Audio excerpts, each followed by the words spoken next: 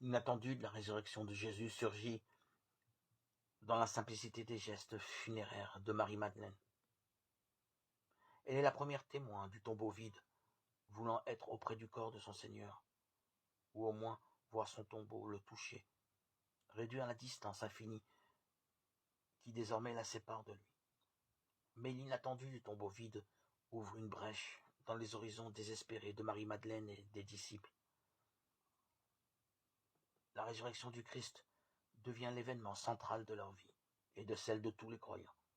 Elle confirme ce que Jésus avait inauguré dans sa mission par sa parole et par ses actes. Consacré par l'Esprit Saint, il a pu vaincre le mal en guérissant les malades et en chassant les démons. Mais en Jésus, la victoire de la vie sur la mort n'est pas seulement un événement du passé. Celui qui en a reçu le message ne peut rester indifférent face au Christ. Quiconque croit en lui reçoit par son nom le pardon de ses péchés. Cette adhésion suppose alors une détermination à rechercher les réalités d'en haut, pour mener une vie nouvelle, pour devenir une pâte nouvelle. Comme les apôtres montés au tombeau à la première heure et qui n'ont pas de preuve de la résurrection de Jésus, nous non plus n'avons pas de preuve. Alors, relisons l'Écriture pour y discerner la promesse de Dieu qui n'abandonne pas ses serviteurs. Nous sommes nous aussi appelés à relire notre propre histoire où nous verrons que Dieu est digne de foi.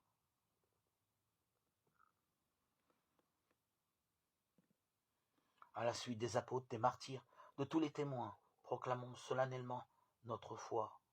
Le Christ est ressuscité, le Christ est vivant. Jésus est vivant dans nos vies. Nous le savons, par notre baptême, par l'Esprit Saint que nous avons reçu.